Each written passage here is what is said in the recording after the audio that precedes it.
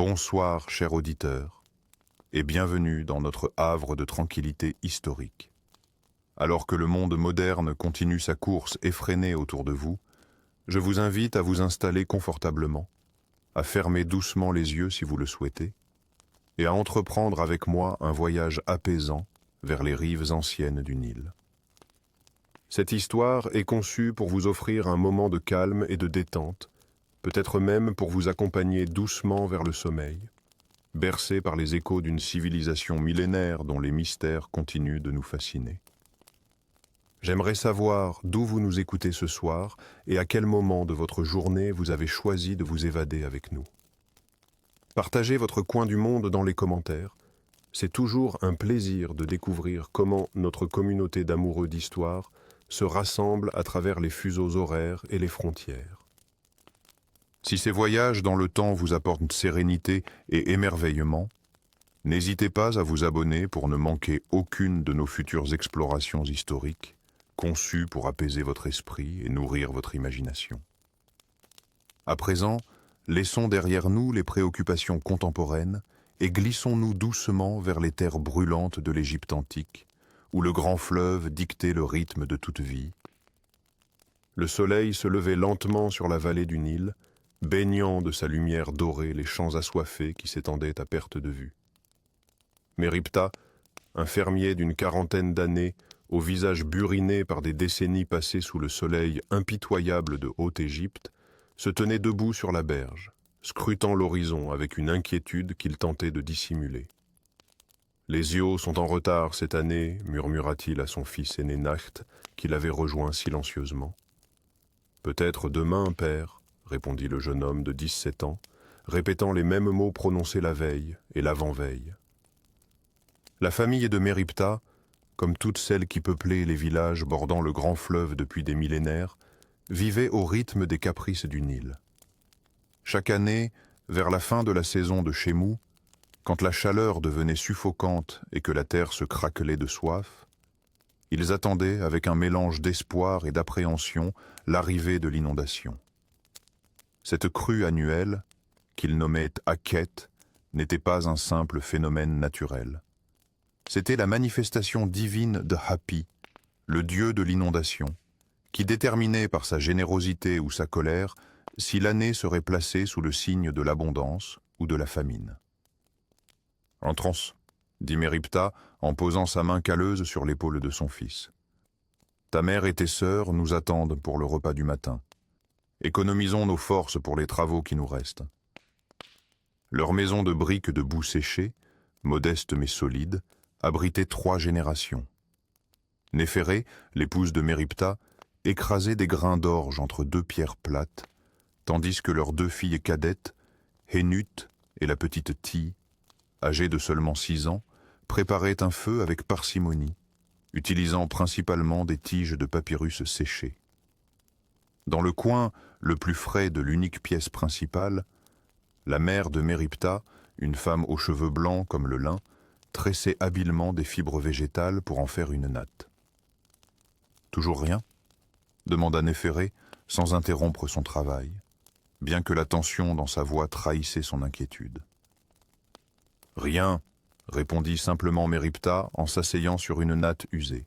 « Mais les prêtres d'Aapi ont fait les offrandes nécessaires. Le Dieu ne nous abandonnera pas. » Le repas fut frugal. Une bouillie d'orge agrémentée de quelques légumes du petit jardin que Néphérette entretenait avec un soin jaloux, arrosé quotidiennement avec l'eau précieusement transportée depuis le fleuve. Personne ne se plaignait de la portion congrue. Tous savaient que les réserves du grenier familial s'amenuisaient dangereusement. La dernière récolte n'avait pas été aussi généreuse que les années précédentes, et sans l'inondation qui fertilisait les champs de son limon noir et précieux, la prochaine serait pire encore. 3 jours plus tard, alors que l'aube pointait à peine, des cris retentirent dans le village. « L'eau monte, l'eau monte, Hapi nous a entendus. » Méripta et de sa famille se précipitèrent envers la berge, rejoignant la foule des villageois. Effectivement, le niveau du fleuve avait commencé à s'élever, et une teinte brunâtre caractéristique colorait désormais ses eaux. Des exclamations de joie et de soulagement s'élevèrent de toutes parts. Les enfants dansaient, les femmes entonnaient des chants de louanges, et les hommes s'embrassaient, le visage illuminé par l'espoir retrouvé. « Voyez !» s'exclama un vieux paysan en pointant du doigt l'horizon. « Les hérons arrivent aussi !» Une volée d'oiseaux blancs survolait majestueusement le fleuve, comme pour annoncer officiellement le début du cycle de vie renouvelé. Pour les Égyptiens, ces oiseaux étaient les messagers des dieux, confirmant que l'ordre cosmique, Ma'at, était préservé pour une année encore. Les jours suivants furent consacrés à des préparatifs frénétiques. Les hommes consolidaient les digues qui protégeraient les habitations tout en permettant à l'eau de se répandre sur les champs selon des canaux soigneusement entretenus. Les femmes préparaient des offrandes pour les autels domestiques, remerciant Hapi pour sa bienveillance. Les enfants aidaient à mettre en hauteur les quelques possessions précieuses de la famille. L'eau monta progressivement, transformant le paysage en un vaste lac peu profond d'où émergeaient villages et palmiers. Pendant près de 3 mois, la famille de Méripta, comme toutes celles d'Égypte, vécut au rythme de cette inondation bienfaitrice. Les hommes pêchaient, les femmes tissaient, les enfants apprenaient les métiers de leurs parents. C'était une période relativement paisible, où le labeur quotidien des champs laissait place à d'autres activités nécessaires. Mais lorsque les eaux commencèrent à se retirer, laissant derrière elles une couche de limon fertile, l'inquiétude revint assombrir le visage de Méripta. « L'eau n'est pas montée assez haut cette année, dit-il à Néphérèd alors qu'il contemplait leurs champs. Regarde, la marque sur le nilomètre du temple n'atteint pas le niveau de prospérité. » Le nilomètre, cette structure en pierre graduée qui permettait aux prêtres et aux scribes de mesurer précisément la hauteur de la crue, était l'instrument qui déterminait non seulement les perspectives agricoles, mais aussi le montant des taxes que chaque famille devrait verser au pharaon. Une crue trop faible signifiait des récoltes médiocres. Trop forte, elle détruisait habitations et cultures. Cette année, elle était insuffisante. Les mois qui suivirent confirmèrent les craintes de Méripta. Malgré le travail acharné de toute la famille, du lever au coucher du soleil, malgré les soins méticuleux apportés à chaque plant d'orge et de blé, la récolte fut décevante. Les épis étaient plus petits, moins nombreux, et le grain moins abondant. Lorsque vint le temps de remplir le grenier familial, une structure cylindrique en briques de boue située à l'arrière de leur maison, Méripta ne put dissimuler son désarroi. « Nous devrons être prudents, » dit-il à sa famille réunie pour le repas du soir. Très prudents. L'automne passa, puis l'hiver, saison à peine perceptible dans cette région du monde où la chaleur ne faiblissait que légèrement. Les portions diminuèrent progressivement à la table familiale. Néphérèd mélangeait désormais à la farine d'orge des racines de papyrus broyées pour l'étirer davantage. La petite Tille maigrissait à vue d'œil, ses grands yeux sombres semblant occuper une place toujours plus importante dans son visage émacié. Un matin de la saison de Pérée, alors que le grenier était presque vide et que la prochaine récolte était encore loin, un cortège inhabituel fit son apparition dans le village. Un homme vêtu d'un pagne de lin fin, portant à sa ceinture une palette de scribes et des roseaux pour écrire, s'avançait escorté par 2 soldats armés de lances. Le scribe Amenhotep, représentant du pouvoir pharaonique, venait collecter les taxes. Au nom de sa majesté, vie, santé, force, proclama-t-il d'une voix forte sur la place du village où les habitants s'étaient rassemblés, je viens percevoir la part divine qui revient au fils de Ré, notre pharaon bien-aimé. Un murmure d'inquiétude parcourut l'assemblée. Méripta échangea un regard désespéré avec les autres fermiers. Comment pourraient-ils payer les taxes alors que leur propre famille souffrait déjà de la faim? Un vieil homme s'avança, s'inclinant respectueusement devant le scribe. « Noble serviteur du pharaon, » dit-il d'une voix tremblante, « la crue a été faible cette année. Nos greniers sont presque vides et nous devons tenir jusqu'à la prochaine récolte. Ne pourrait-on reporter une partie de notre dû? Le visage d'Amenhotep resta impassible. Il avait entendu cette supplique dans chaque village qu'il avait visité. « Les besoins du pharaon et des temples ne peuvent attendre », répondit-il sèchement. Le divin monarque protège l'Égypte et maintient l'ordre de Maa par ses offrandes aux dieux. Sans ces offrandes, le chaos nous engloutirait tous. Il déroula un papyrus sur lequel étaient consignées les taxes dues par chaque famille, calculées d'après les récoltes des années précédentes et ajustées selon la hauteur de la crue mesurée au nilomètre. « Que chaque chef de famille s'avance lorsque j'appellerai son nom », ordonna-t-il. Quand vint le tour de Méripta, celui-ci s'approcha, tête basse. « Je n'ai pas tout ce qui est demandé, noble scribe, » avoua-t-il. « Voici ce que je peux offrir aujourd'hui. » Il déposa devant Amenhotep un petit sac contenant à peine la moitié de la quantité de grains exigée. Le scribe fronça les sourcils, trempant son roseau dans l'encre noire pour noter ce manquement sur son registre. « Tu connais la loi, fermier. Ce qui manque aujourd'hui sera dû au double à la prochaine collecte. Et si tu ne peux payer, alors... » Il laissa sa phrase en suspens, mais tous connaissaient la suite. L'incapacité répétée à payer les taxes pouvait mener à la confiscation des terres, à la servitude pour dette, voire à des châtiments corporels pour ceux que l'on soupçonnait de dissimuler leurs richesses. Ce soir-là, la famille de Méripta contempla en silence leur grenier presque entièrement vidé. « Comment allons-nous survivre jusqu'à la prochaine récolte » murmura Néphérette, serrant contre elle la petite Ti qui pleurait doucement de faim. Mériptar n'avait pas de réponse.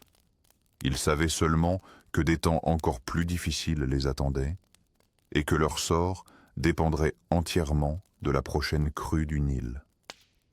Dans cette Égypte antique où la vie oscillait perpétuellement entre abondance et famine, seule la résignation à la volonté des dieux leur permettait de continuer à espérer des jours meilleurs.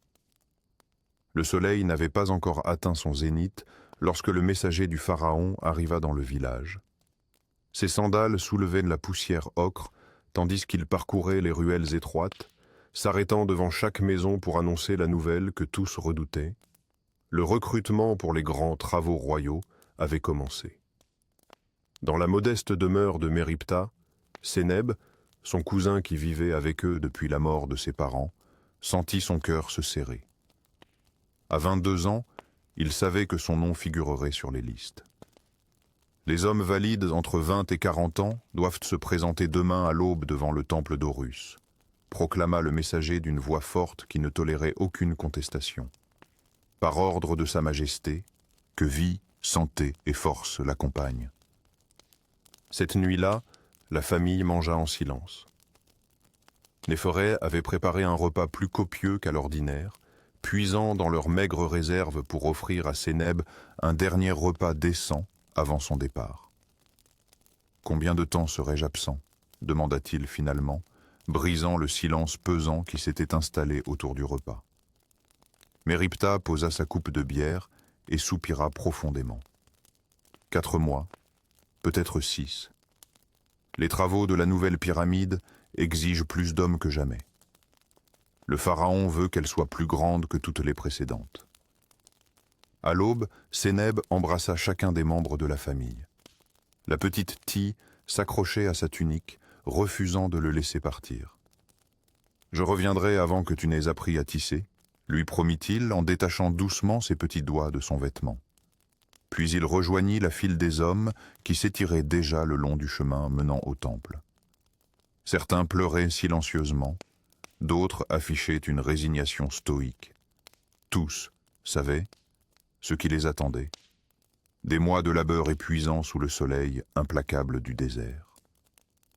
Le voyage jusqu'au chantier dura 7 jours. Escortés par des soldats armés de fouets et de bâtons, les hommes marchaient du lever au coucher du soleil, ne s'arrêtant que pour de brèves pauses.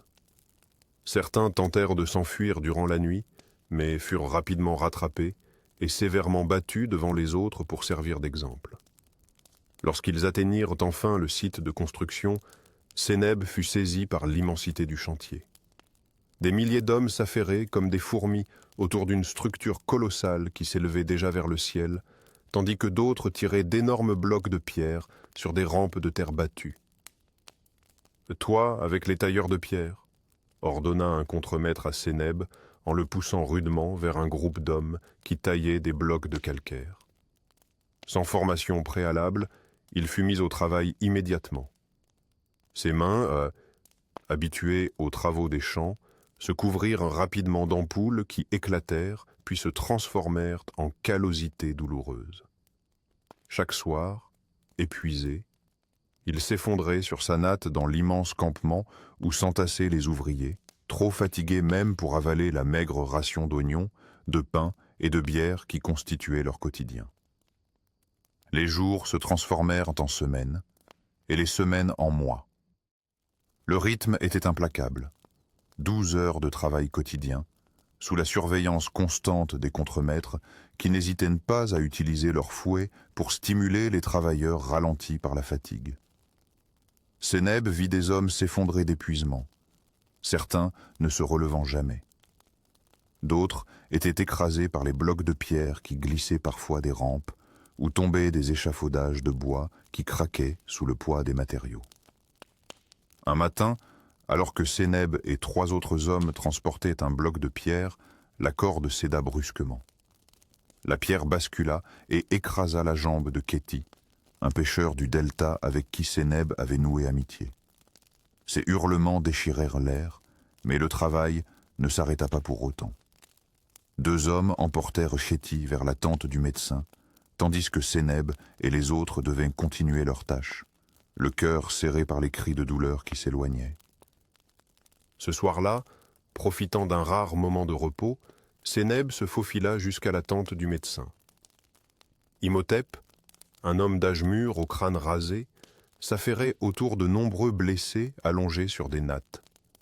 L'odeur de sang et d'onguents médicinaux imprégnait l'air étouffant. « Je cherche mon ami Kéti », murmura Sénèbe. Le médecin lui indiqua un coin de la tente d'un geste las. Kéti gisait là, le visage gris de douleur, sa jambe enveloppée dans des linges tachés de sang. « Le médecin a dit que je ne pourrais plus jamais marcher normalement, » chuchota Kéti d'une voix brisée. « Comment vais-je nourrir ma famille maintenant ?» Sénèbe n'avait pas de réponse à lui offrir. Il resta assis en silence, auprès de son ami, observant Imhotep qui se déplaçait d'un patient à l'autre, appliquant des cataplasmes d'herbes pilées sur les plaies, récitant des incantations au dieu guérisseur et administrant des potions à base de miel et de plantes médicinales. « Cela fait 20 ans que je soigne les ouvriers des chantiers royaux, » confia Imhotep à Sénèbe en s'approchant pour vérifier l'état de Kéti. « J'ai vu plus d'os brisés et de chair déchirée que les prêtres embaumeurs eux-mêmes. Certains guérissent et retournent au travail, d'autres... » Il laissa sa phrase en suspens, son regard se perdant vers le fond de la tente où des corps immobiles attendaient d'être préparés pour leur voyage vers l'au-delà. Les dieux décident qui mérite une seconde chance. 3 mois plus tard, amaigri et le corps couvert de cicatrices, Sénèbe fut enfin libéré de sa corvée. Sur les 120 hommes partis de son village, seuls 97 revenaient. Les autres avaient succombé à l'épuisement, aux accidents ou aux maladies qui se propagèrent rapidement dans le campement surpeuplé. En quittant le chantier, Sénèbe jeta un dernier regard à l'immense structure qui s'élevait désormais à plus de 20 coudées de hauteur. Elle brillait d'un blanc éclatant sous le soleil, majestueuse et implacable, monument à la gloire d'un pharaon qu'il ne verrait jamais et tombeau construit au prix de milliers de vies brisées. Le retour de Sénèbe au village fut accueilli avec un mélange de joie et de tristesse. Les familles des disparus pleuraient leurs morts, tandis que d'autres remerciaient les dieux d'avoir épargné leurs proches. Mais la vie ne s'arrêtait pas pour autant dans la vallée du Nil, et d'autres épreuves attendaient les habitants. Dans la maison du potier Ptahemheb, l'inquiétude grandissait chaque jour. Sa fille Néfertari, une enfant de 8 ans aux yeux vifs et au rire contagieux, était alitée depuis 1 semaine. « Sa peau brûle comme la terre dans mon four », murmura Ptahémheb à sa femme Satrée, en posant un linge humide sur le front de l'enfant. Elle a dû se baigner trop près des roseaux, là où l'eau stagne, répondit Satrée, le visage creusé par l'angoisse. La fièvre du Nil, comme l'appelaient les villageois, frappait chaque année pendant la saison chaude. Invisible comme les démons que les prêtres combattaient dans leurs rituels, elle s'insinuait dans les corps, dévorant la force vitale des plus vulnérables. Ptahémheb avait déjà perdu 2 enfants à cette maladie mystérieuse, et la peur de perdre Néfertari lui tordait les entrailles. Merimpta, révenu de ses champs, passa voir son ami Possier. « J'ai apporté du miel et des herbes que ma mère a préparées, » dit-il en tendant un petit pot en terre cuite. « Elle dit que cela peut apaiser les ardeurs de Sekhmet. » La déesse Lionne, connue pour répandre les maladies, devait être apaisée par des offrandes et des incantations. Satrée prit le remède avec reconnaissance et en fit boire quelques gouttes à sa fille qui délirait, appelant des personnes invisibles. Pendant 3 jours, le village entier retint son souffle. Le prêtre de Sekhmet vint réciter des formules sacrées, brûlant de l'encens pour chasser les mauvais esprits. Mais au 4e jour, alors que le soleil atteignait son zénith, le cri déchirant de Satrée traversa les ruelles poussiéreuses. Néfertari avait rejoint le royaume d'Osiris. Les funérailles furent simples mais dignes. Le corps de la petite fille, enveloppé dans un linceul de lin, fut déposé dans une fosse peu profonde creusée à la limite du désert. Ptahémheb y plaça une petite figurine d'argile qu'il avait façonnée lui-même, représentant sa fille tenant une fleur de lotus. « Pour qu'elle trouve son chemin dans l'au-delà », expliqua-t-il d'une voix brisée.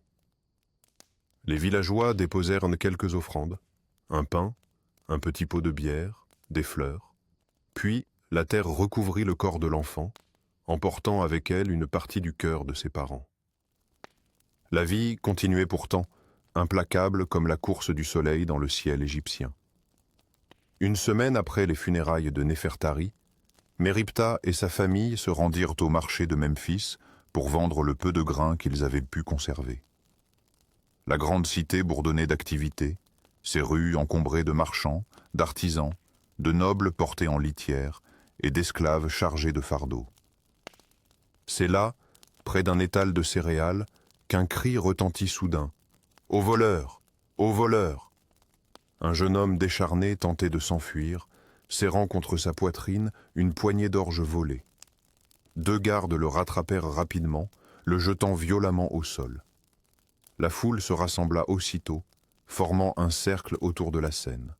« C'est le fils du tisserand Ahmose », chuchota une femme à côté de Néphéré. « Sa famille meurt de faim depuis que son père est tombé malade. » Ah. Le jugement fut rapide et sans appel. Un scribe royal, accompagné d'un officier, interrogea brièvement le marchand volé, puis prononça la sentence. 50 coups de bâton et amputation de la main droite, selon la loi de Pharaon. Vie, santé, force. Des murmures parcoururent la foule, certains approuvant la sévérité de la peine, d'autres baissant les yeux avec compassion. Nart, le fils de Merimpta, s'agrippa à la tunique de son père. « Pourquoi une punition si cruelle pour si peu de grains ?» demanda-t-il, les yeux écarquillés. Merimpta posa une main sur l'épaule de son fils. « La loi est dure mais nécessaire, mon fils. Si chacun volait quand la faim le tenaille, l'ordre de Maha serait rompu et le chaos régnerait. » L'exécution de la sentence fut publique et brutale. Attaché à un poteau, le jeune homme hurla sous les coups, puis s'évanouit avant même que le couteau ne tranche sa main. Le sang coula sur la terre battue, tandis que le médecin royal cautérisait la plaie avec un fer chauffé au rouge. Enout et Ti, les filles de Merimpta, se cachèrent le visage contre la robe de leur mère. Mais Nart regarda, le visage pâle mais déterminé à comprendre ce monde d'adultes où la justice semblait parfois se confondre avec la cruauté. Sur le chemin du retour, alors que le soleil déclinait à l'horizon, teintant le Nil de reflets pourpres, Méripta expliqua à sa famille le concept de Maat, ce principe d'équilibre et d'harmonie qui gouvernait l'univers égyptien. « Notre vie est dure, dit-il en regardant les champs qui s'étendaient de part et d'autre du sentier, mais elle a un sens. Chaque pierre a sa place dans le grand édifice du monde, comme chaque homme a son rôle dans la société. » La vieille mère de Méripta, qui marchait lentement en s'appuyant sur un bâton, ajouta de sa voix chevrotante.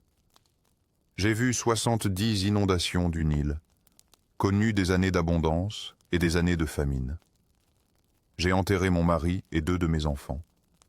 Mais chaque matin, j'offre une prière à Ré qui se lève à l'est, car dans sa lumière, je trouve la force de continuer. » Cette sagesse, forgée par des générations d'Égyptiens confrontés aux caprices du fleuve et aux rigueurs de leur société, était le véritable trésor transmis de père en fils, de mère en fille.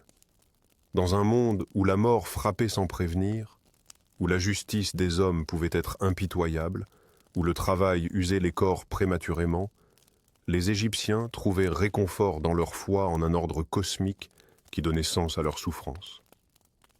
Le soir venu, assis devant leur modeste demeure, Méripta et sa famille partagèrent un repas frugal. Malgré les épreuves récentes, la maigre récolte, l'absence temporaire de Sénèbe, la mort de la petite Néfertari, la brutale justice au marché, ils trouvaient encore la force de sourire en écoutant les histoires que racontait la grand-mère sur les dieux et les héros d'autrefois.